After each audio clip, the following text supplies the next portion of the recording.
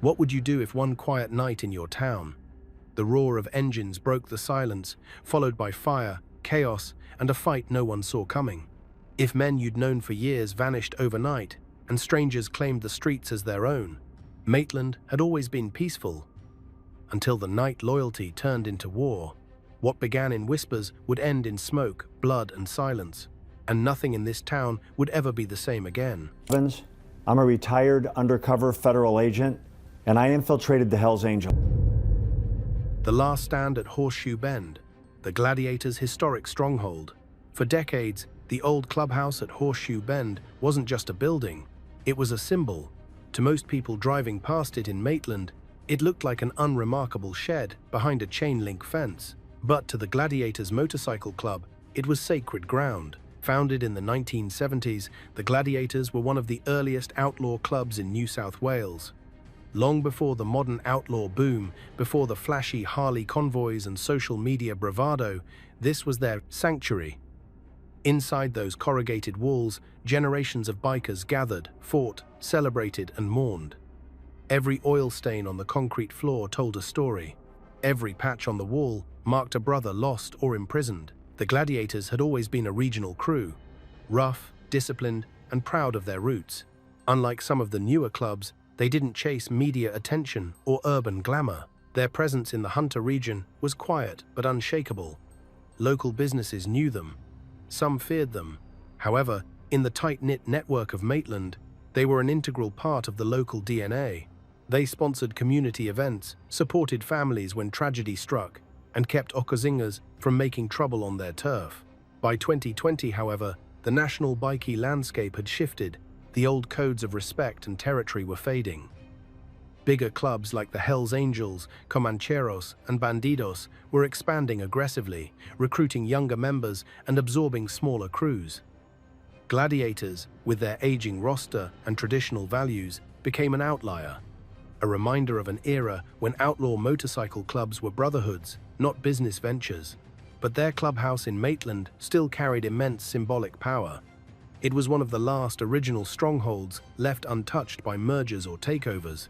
In early 2024, whispers began circulating through Hunter Valley's biker circles. Unfamiliar faces were seen at local pubs, men with no local roots, riding under neutral colors, asking questions about the Gladiators. The club's senior members dismissed it at first. After all, they'd survived raids, arrests, and rivalries before. But as the months passed, the signs grew darker. A few younger gladiators started spending time with Angels associates from Sydney. Rumors spread of patch-over offers, promises of bigger rides, international connections, and cash flow the Gladiators could never match.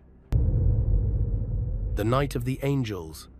How the takeover began it. Hey, Investigator family, today, we're inviting you to join our inner circle, to become more than just a viewer, to become part of our biker community.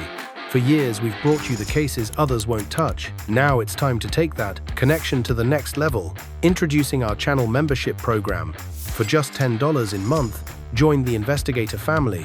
3 videos every single week. You watch our videos before anyone else. Exclusive early access to all videos. Days before YouTube, 100% ad-free viewing experience.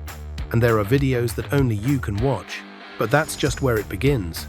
For our most dedicated members, $50 a month, you'll join our private Discord, Group A community of biker enthusiasts just like you, discussing theories, evidence, and perspectives if you won't find anywhere else, and the chance to be featured as our Member of the Month. In a world of sensationalized headlines and surface-level coverage, we've always dug deeper, and now you can go even deeper with us. Join our membership community today. The truth is waiting. Last 12 months, the underworld has been talking about the rise of the Hells Angels, now Moz. Like any other Friday night in Maitland, locals recall the sound of motorcycles echoing faintly through the valley, nothing unusual for a town accustomed to bikers. But this night was different. Just after 11:30 p.m, a convoy rolled down Horseshoe Bend Road, more than 20 motorcycles, 2 vans, and a handful of utes trailing behind. The engines didn't slow as they neared the old Gladiators clubhouse. They roared louder. Headlights flared across the corrugated walls like searchlights. Within seconds, the quiet streets turned into a battlefield. Witnesses described masked men in dark leather, most wearing Hell's Angels insignia, pouring out of vehicles. A few shouted orders. Others carried crowbars, bats, and bolt cutters. Their mission was clear: take control of the Gladiators' long-standing clubhouse and claim it as their own. It looked like an army. One neighbor told local reporters. They knew exactly what they were doing. Inside, a handful of Gladiators members were still gathered after an informal meeting.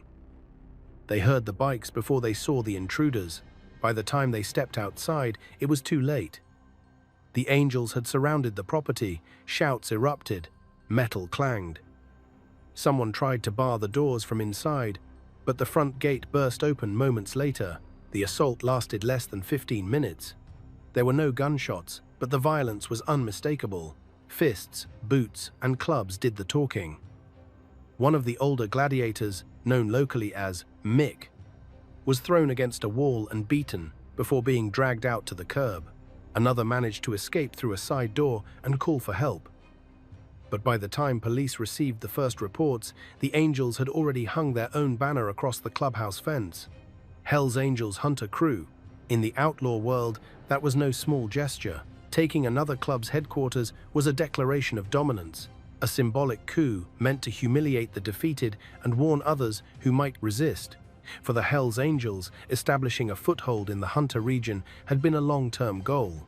Maitland, with its proximity to Newcastle and the northern NSW corridor, offered strategic value. For the Gladiators, losing it meant more than losing real estate. It meant losing identity. Police from the Raptor Squad, North Division, arrived within hours, sealing off the property. They found the Angels still inside, patching over graffiti and repainting the front gate in red and white.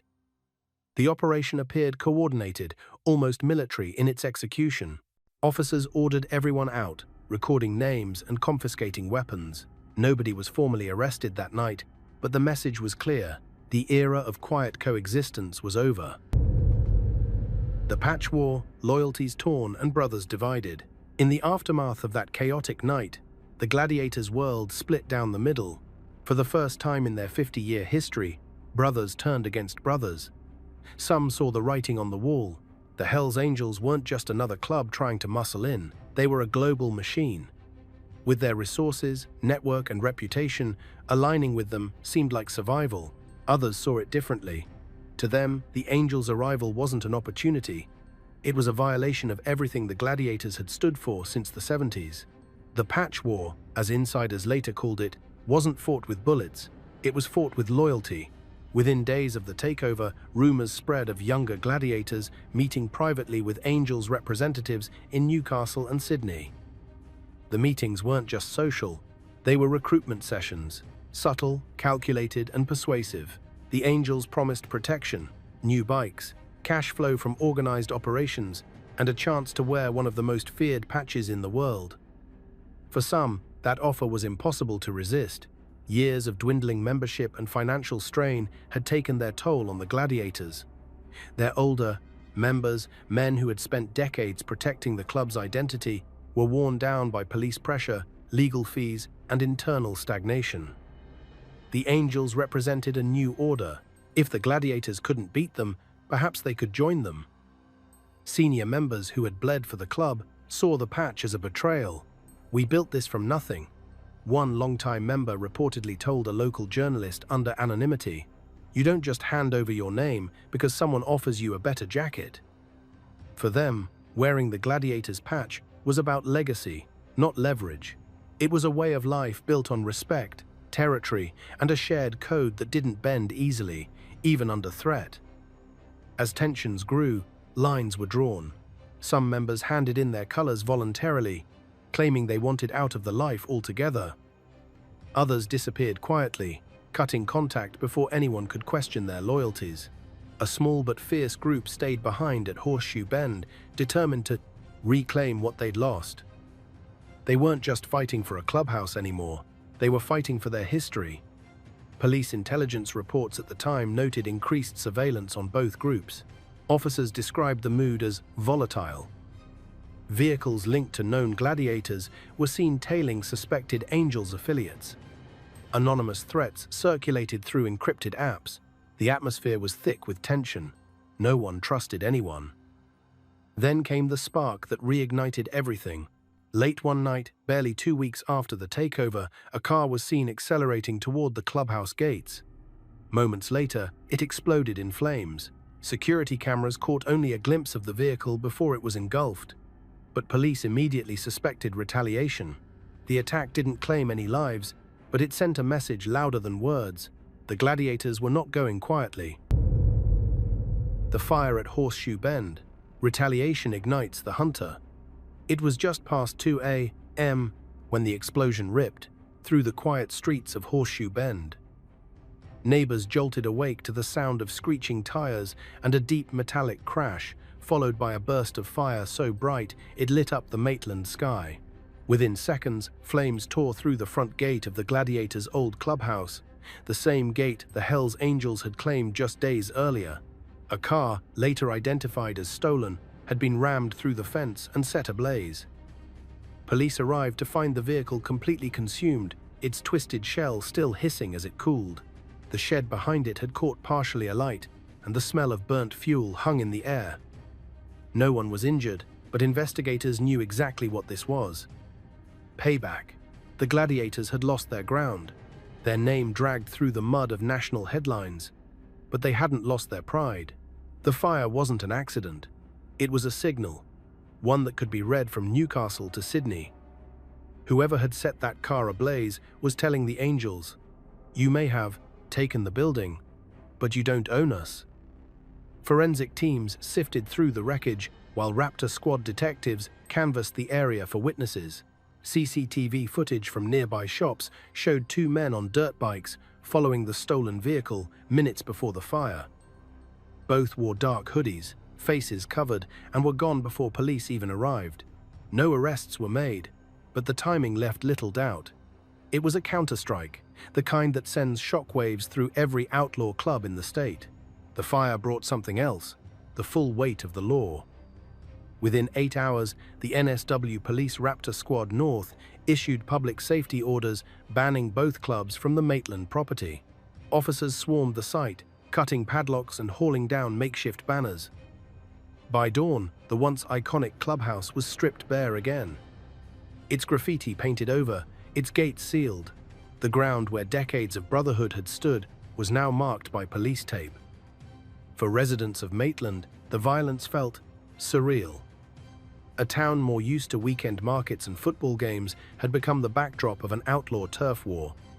Families living nearby spoke of sleepless nights and fear that things would escalate.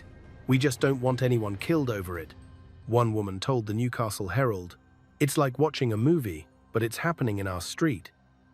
Behind the scenes, detectives worked quietly to defuse what they saw as a potential statewide flashpoint. They knew that the Hells Angels, with their reach and resources, wouldn't ignore an act of arson on their new turf. They also knew that the Gladiators, proud and cornered, would not surrender their legacy without consequence.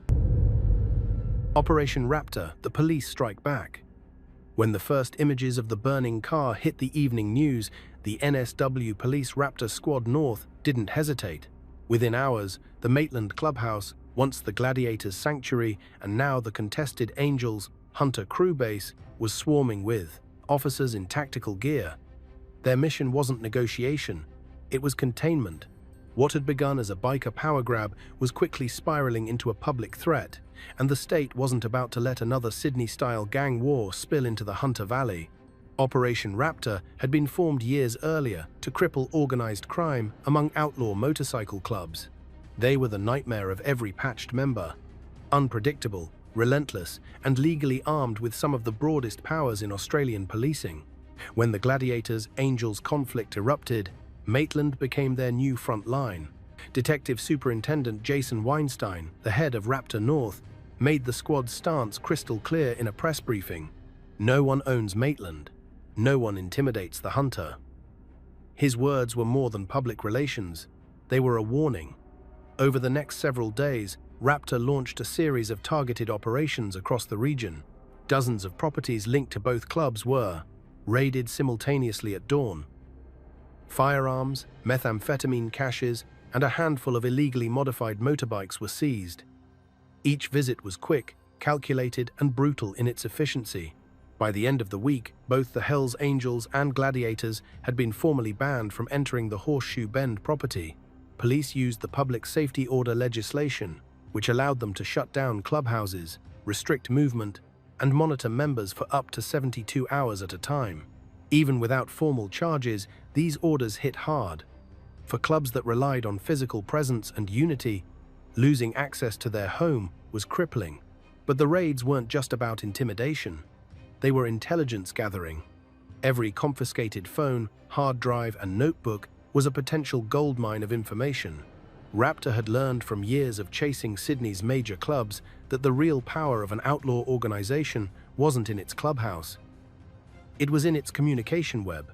In the weeks that followed, surveillance expanded into online channels, social media groups, and encrypted messaging apps. Undercover officers started attending local biker meets in nearby towns like Raymond Terrace and Singleton. It didn't take long before they found what they were looking for. Early signs that other clubs might exploit the chaos. Rival factions, some linked to the Bandidos, others independent, were probing the hunter, watching to see who would come out on top. Raptor's presence wasn't just about stopping one war. It was about preventing 3 more from starting. To the public, the crackdown looked decisive. To the outlaw world, it was a declaration that no club was untouchable. Yet the heavy-handed tactics came with a cost. Members who might have walked away quietly now saw themselves cornered. Private conversations leaked from encrypted apps hinted at revenge fantasies and calls to make an example. The Gladiators, stripped of their home but fueled by humiliation, began quietly regrouping. The Hells Angels, meanwhile, found themselves under constant watch. Their every move documented. Raptor's campaign had contained the flames, but it hadn't extinguished them. Council versus chaos. Maitland's battle to bury the clubhouse. By the time the dust settled and the police tape fluttered in the autumn wind, Maitland City Council found itself dragged into a fight it never asked for. The once ordinary shed at Horseshoe Bend had become a symbol of defiance, and the local government suddenly stood at the crossroads of law enforcement and public safety. The council's role was administrative, but the pressure mounting from residents, police, and the media turned it into something far more political. For years, the property had operated under quietly issued permits as a social club and mechanical workshop. Classifications that allowed the Gladiators to maintain their headquarters without explicitly acknowledging what it really was. That changed overnight. After the Hells Angels takeover and the retaliatory fire, city inspectors were dispatched to assess building safety and compliance.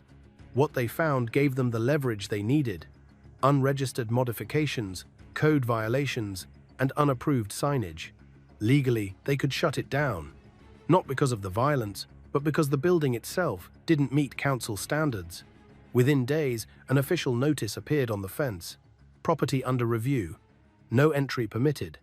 It was bureaucratic language for eviction. Behind closed doors, however, the move was carefully coordinated with Operation Raptor. Council officials worked directly with police intelligence to ensure the property remained off-limits to anyone associated with either club. The goal was simple: strip the location of its symbolic value and cut off any chance of it becoming an outlaw rallying point again. But it wasn't that simple. Ownership of the land was murky, tied up in a mix of personal titles, shell companies, and long-standing leases dating back to the early 1990s.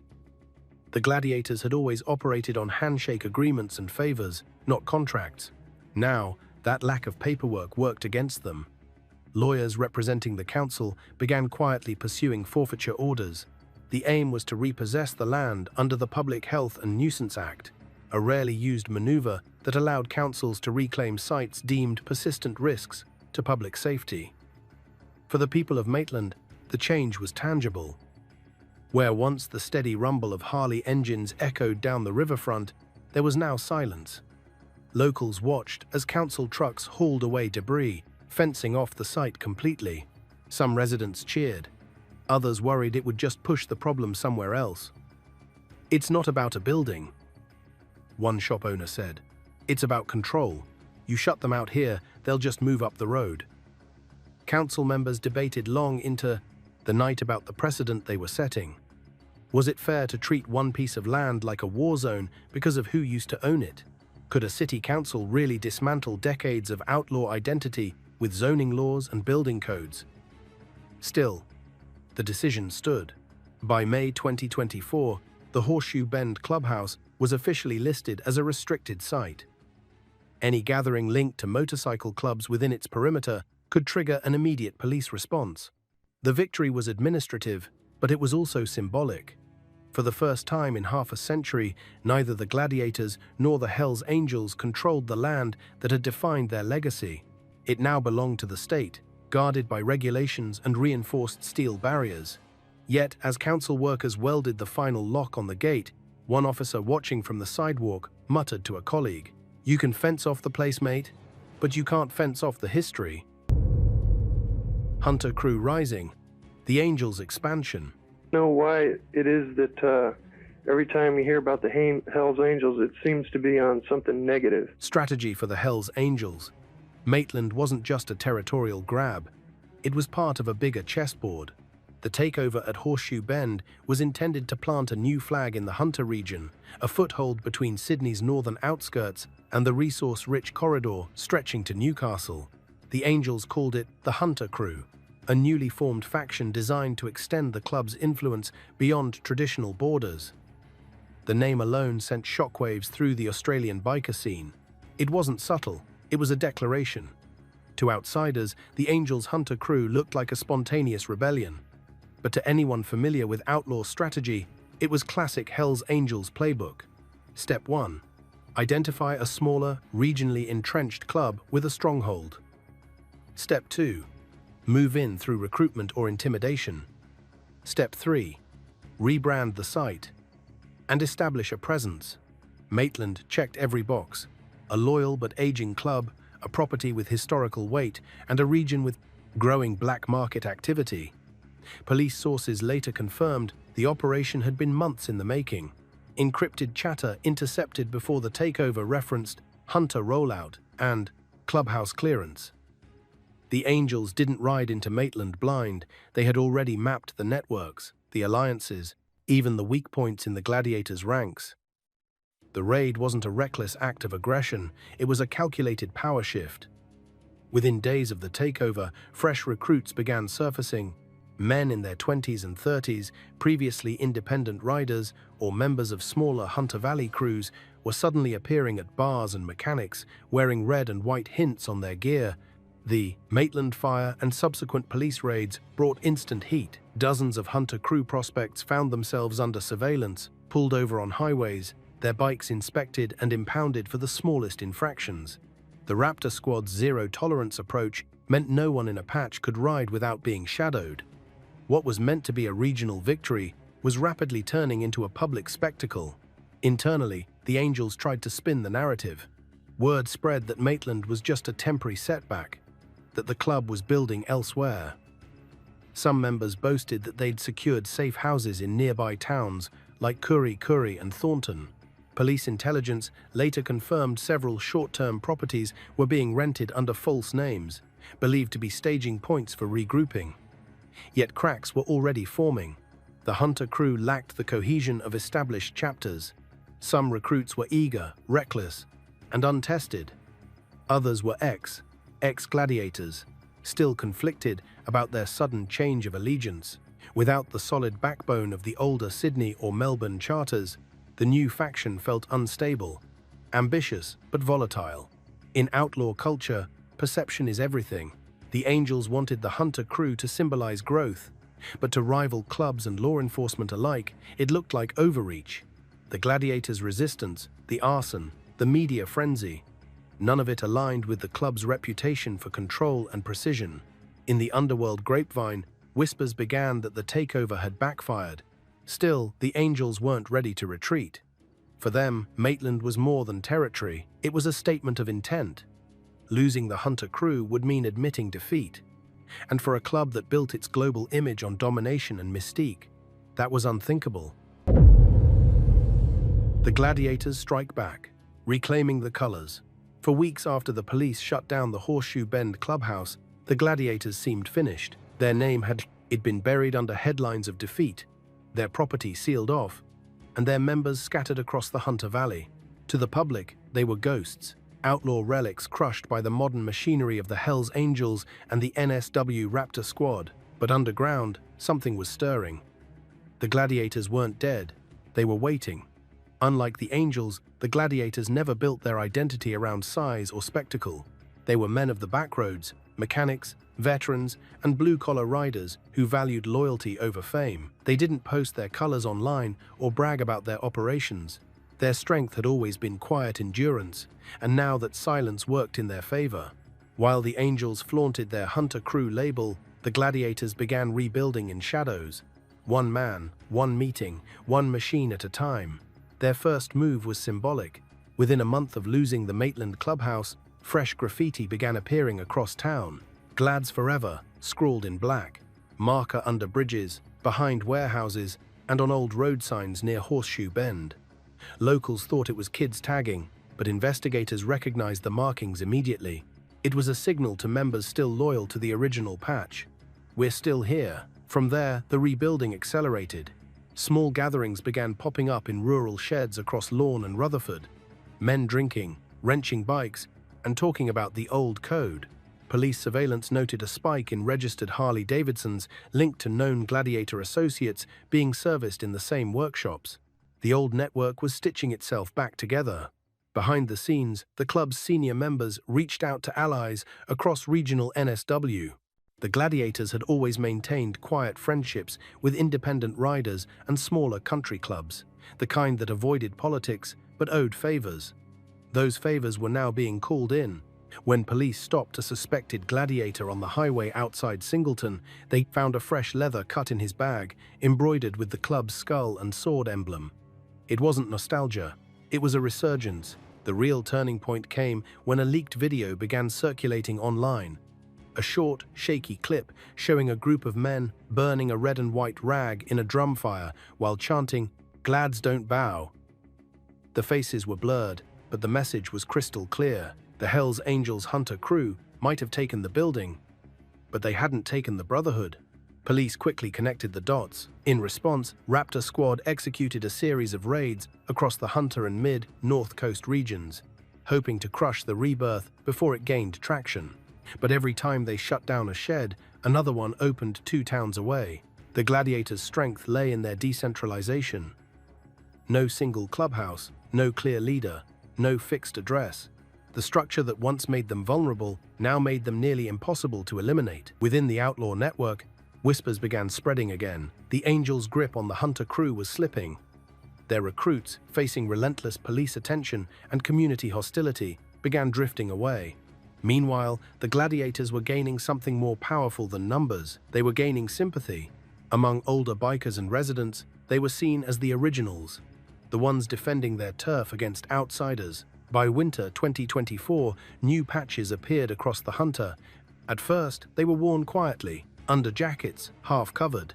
Then, at a charity ride near Raymond Terrace, a small convoy of riders showed up wearing the Gladiators' insignia openly. No arrests, no fights, just silent defiance. Under the eye of the law, the Raptor Squad's shadow war. By mid-2024, Maitland had turned into a chessboard watched by invisible eyes. Every biker ride, every small-town barbecue, every rumble of engines after midnight was logged by police intelligence. The NSW Raptor Squad North was no longer just reacting, it was embedding. Officers in plain clothes attended car meets, pubs, and local festivals. Surveillance drones traced the backroads, and at every corner of the Hunter, there was a quiet tension, the sense that someone was always watching. The Raptor Squad's methods were as relentless as they were controversial. They called it disruption policing, but to those in the outlaw scene, it felt like siege warfare. Teams would roll into small towns before dawn, surrounding a house or garage suspected of hosting club meetings. They would pull out residents, search bikes, photograph tattoos, check licenses, and leave without filing charges. Sometimes they'd show up at workplaces or homes in front of families. It was legal, yes, but designed to break morale. Officially, the raids were justified by the ongoing public safety concerns tied to the Maitland conflict. Privately, officers admitted the strategy was psychological. You make them uncomfortable enough, they start to splinter. One investigator told a local journalist off record, and it works, to an extent. The Angels Hunter crew began fracturing under the pressure. Recruits dropped out, old members fled south, and communication channels went silent. The Gladiators, meanwhile, endured the pressure differently. Older members were used to raids. They'd been through decades of cat and mouse games with law enforcement. Their new decentralized structure, smaller groups, and no single headquarters made them harder to crush. They adapted. Some registered new social clubs with neutral names. Others started using vintage motorbike restoration shops as legal fronts. Every raid turned into another lesson in survival, but the Raptor squad wasn't playing a short game. They wanted the outlaw identity itself dismantled. Publicly, they framed it as protecting the hunter community from violence and intimidation. Privately, they knew the media narrative mattered just as much as arrests. Each televised raid, each confiscated bike, each clip of black and red jackets being bagged was part of a broader deterrent strategy. To make the outlaw life look less invincible. The cost, however, was growing. Civil rights lawyers began challenging the legality of constant searches and stop and checks, arguing that entire communities were being treated as suspects. Residents near Horseshoe Bend complained of helicopter flyovers, roadblocks, and late-night sirens. "It feels like we're living in a war zone," one woman told the Maitland Mercury. Inside the clubs, paranoia ran high. Conversations turned cautious. Meetings happened in smaller circles, away from phones or cameras. Some members even stopped riding altogether, fearing attention. The Raptor squad had managed to do what rival clubs never could: force both the Gladiators and the Hells Angels into silence. Yet beneath that silence, a new equilibrium was forming. With both sides crippled and watching, the open warfare cooled, replaced by a cold standoff. The Angels Hunter crew kept their colors hidden but alive. The Gladiators operated like ghosts. Maitland was still divided, but now by fear instead of fences. Inside the Brotherhood, the code that refused to die, when the raids quieted and the headlines faded, what remained in the Hunter wasn't just smoke and silence. It was a reminder that outlaw clubs, for all their chaos and violence, are built on something more stubborn than law enforcement can dismantle: brotherhood. Inside the Gladiators' scattered ranks, the code that bound them, loyalty, respect, and silence, became their survival map. The Gladiators had been around since the early 70s, long before biker wars turned into organized crime headlines. Back then, the club wasn't about empire, building, or drug trade. It was about belonging. The old-timers still remembered that. For them, wearing the patch wasn't a statement of defiance against society. It was defiance against isolation. The patch meant someone would ride for you, someone would show up when the world turned its back. When the Hells Angels tried to absorb the club through the so-called Hunter crew, that very code became the wall they couldn't breach. The Gladiators' veterans taught the younger riders what loyalty really meant: a patch earned through brotherhood, not bought with fear. It was this unwritten rule that drove the silent resurgence of the club after their defeat. Interviews later conducted with community members and former associates revealed that the Gladiators' quiet comeback was not coordinated like a military campaign. It grew organically, through shared values and word-of-mouth loyalty. Riders who'd once drifted to rival clubs began returning, drawn less by ego and more by identity. They weren't chasing money or fame, they were chasing purpose. One former member, who agreed to speak anonymously, put it best: "The Gladiators don't sell a dream, they sell a promise. You stand with your brothers, even when the world tells you not to." That sense of belonging extended beyond the bikes. When local floods hit Maitland later that year, residents were stunned to see men wearing the faded skull and sword patch helping with evacuations, hauling sandbags, and repairing damaged roads. There were no TV cameras, no official recognition. Just quiet work from people the media had branded as villains months earlier. To the authorities, it was a confusing contradiction. To the Gladiators, it was just part of the code. They had always believed that reputation meant nothing without roots, and the roots were in Maitland. The Hells Angels, meanwhile, continued to struggle with internal tension. The Hunter crew had fractured, losing members faster than it could recruit them. Some defected south, others quit the life entirely. Police pressure and public disdain made it impossible to operate openly.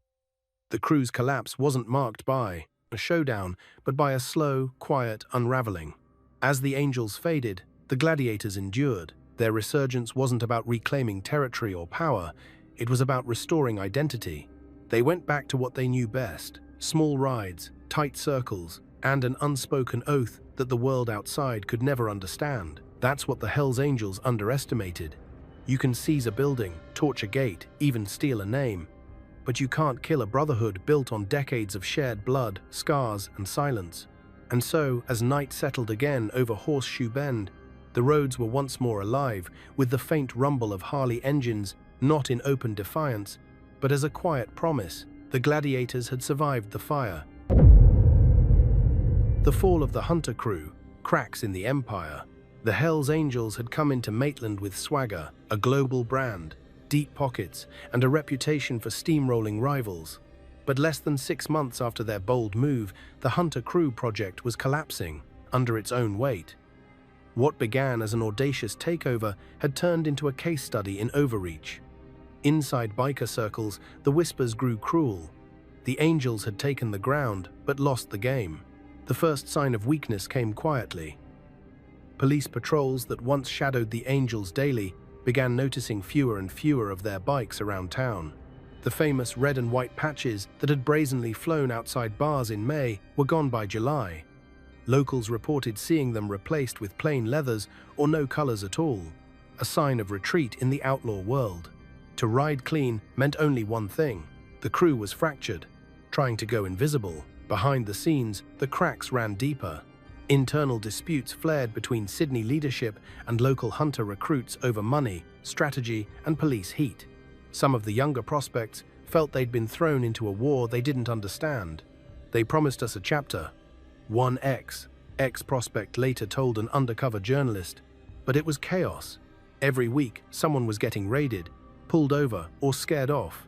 The Raptor squad's constant pressure didn't help.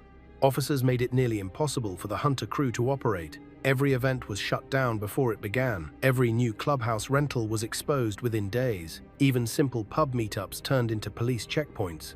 The Angels prided themselves on resilience, but the psychological toll of being hunted 24/7 broke morale. Then came the exodus. Several of the original Gladiators who had patched over to the Angels quietly walked away, some even turning in their cuts voluntarily. One senior member reportedly told his peers, "We didn't join to be foot soldiers in someone else's war." The promise of glory under the Angels' banner had faded into burnout and paranoia. By late 2004, intelligence reports described the Hunter crew as effectively defunct. Whatever presence remained was fragmented. Small cells scattered between Newcastle and the Central Coast, more interested in self-preservation than expansion. The Maitland site, once meant to be their flagship base, now sat abandoned behind rusted gates, still scarred from the fire. The fallout rippled far beyond the Hunter. Other clubs took note. The Comancheros, Bandidos, and Nomads watched how quickly the Angels' move had imploded and adjusted their own strategies. Even within the Angels' national hierarchy, the Maitland operation became a cautionary tale. Never underestimate local loyalty. For the Gladiators, it was vindication. They hadn't needed to fire a single shot to reclaim their pride. Time, pressure, and brotherhood had done the work for them. Their adversaries had burned out, while they rebuilt quietly in the shadows. By the year's end, a strange peace settled over Maitland. No loud rides, no mass raids, just the echo of lessons learned the hard way. The Hells Angels Hunter crew was gone, dissolved into memory. The first time since the takeover, the old Gladiator colors began to reappear on country roads again, not as a challenge, but as a quiet reminder. The town that watched the war, Maitland's silent witnesses. When the first convoy of Hells Angels rolled through Horseshoe Bend that April night, Maitland went from a sleepy river town to a front-row seat in an outlaw war it never asked for. For months, the community lived with the echoes, the revving of engines at odd hours, police helicopters thundering overhead, and the uneasy silence that followed each raid. To outsiders, it was a headline. To Maitland locals, it was a slow, unnerving invasion that touched every corner of their daily lives.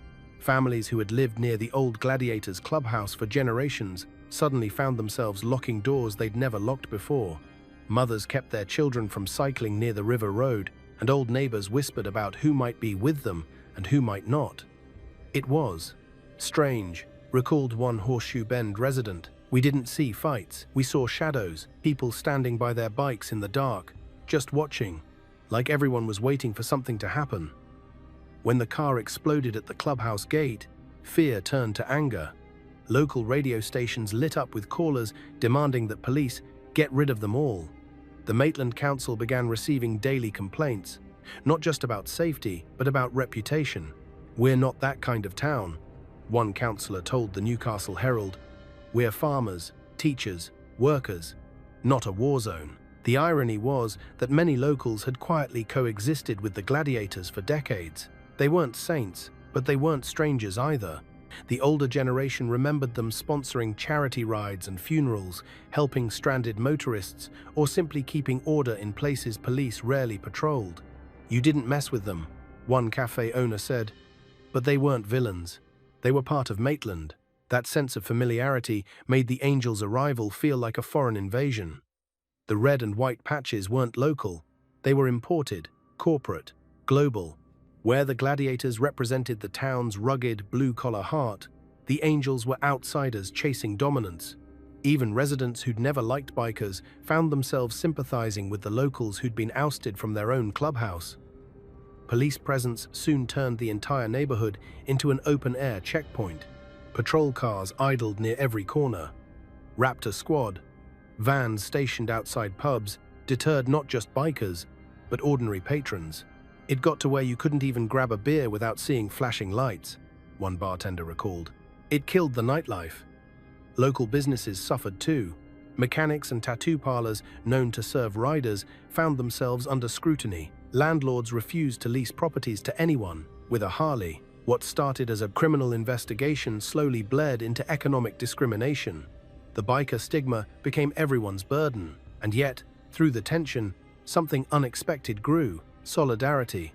When the Angels retreated and the Gladiators' old patch resurfaced, a quiet pride returned to town. People began to see the event less as a crime saga and more as a chapter in Maitland's history, proof that their community could withstand outside pressure and find balance again. By the year's end, the Horseshoe Bend property had become a curiosity. Locals drove past it in silence, some shaking their heads, others reminiscing. Grass grew through the cracks of the driveway.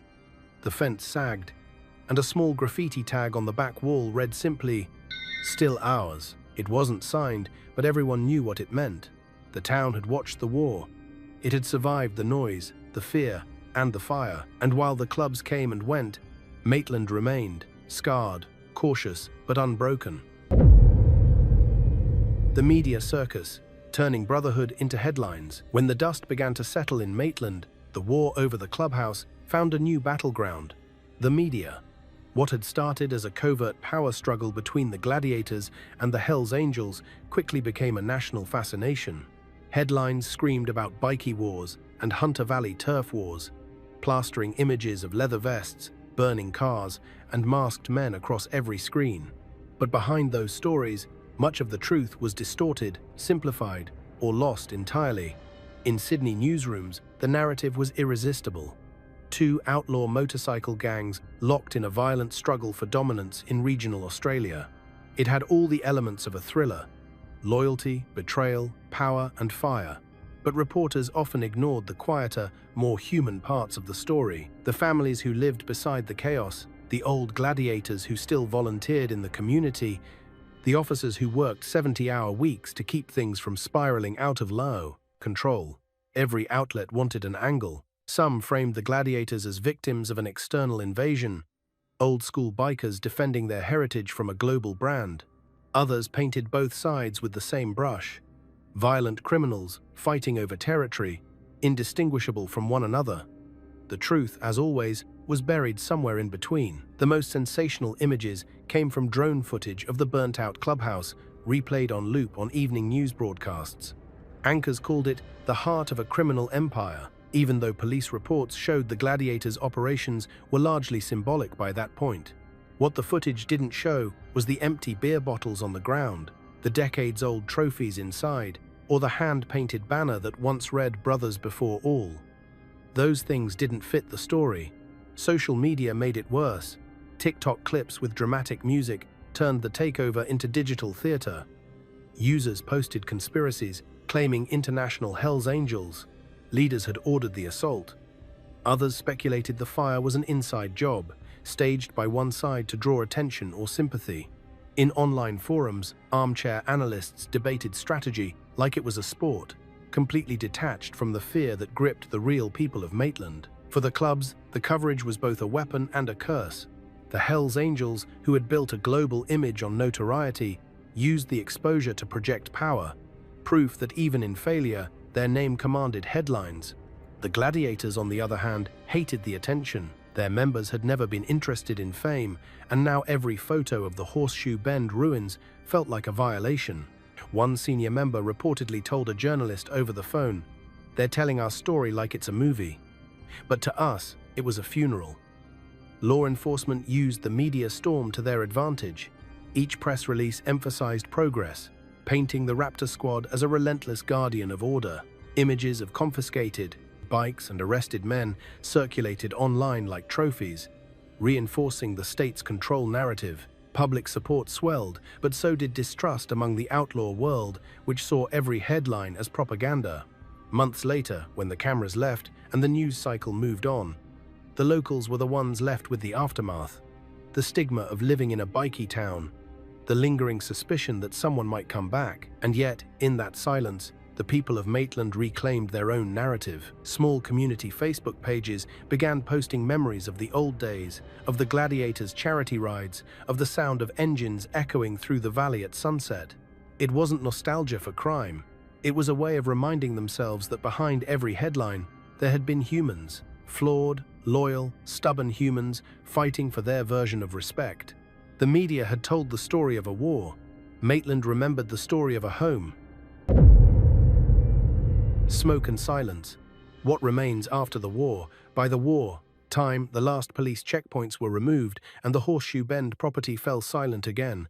Maitland had changed. The fences stood, rusting under the late summer rain, and weeds crept through the cracks of what was once the Gladiators' gathering ground. There were no more raids, no more convoys roaring through the night. Only the soft hum of passing traffic and the occasional echo of engines in the distance. But under that calm surface, the echoes of the outlaw war still lingered. Locals said you could feel an unspoken tension that never quite left. To some, the absence of bikes was a relief. To others, it felt like the soul of the town had gone quiet. "You used to hear them," one shop owner told the Maitland Mercury. "You always knew when the boys were riding. It was like a heartbeat. Now, it's just gone." The Gladiators who remained moved in silence. No clubhouse, no banners, just brotherhood. Their rides became quieter, their gatherings smaller, more private. They weren't looking to rebuild an empire. They were protecting what little was left, a sense of belonging in a world that had turned their way of life into a headline. Many of them had grown older through the conflict. Their hands, once strong from rebuilding bikes and fencing steel, were slower now. Their beards are grey, but the pride hadn't faded.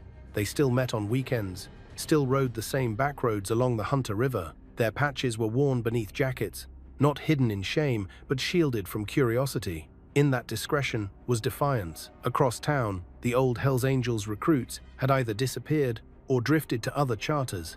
The Hunter crew was now nothing more than a memory, a failed experiment that even the Angels' upper ranks refused to acknowledge. Police surveillance on the group quietly dwindled as operations shifted to new threats, but Raptor squads still drove past Horseshoe Bend from time to time, if only to remind the ghosts that they were still being watched. The property itself became something of a landmark. Teenagers dared each other to sneak onto it at night. Urban explorers posted photos online of the scorched walls, calling it the Lost Clubhouse. Each image, each beer can left behind became a piece of outlaw folklore.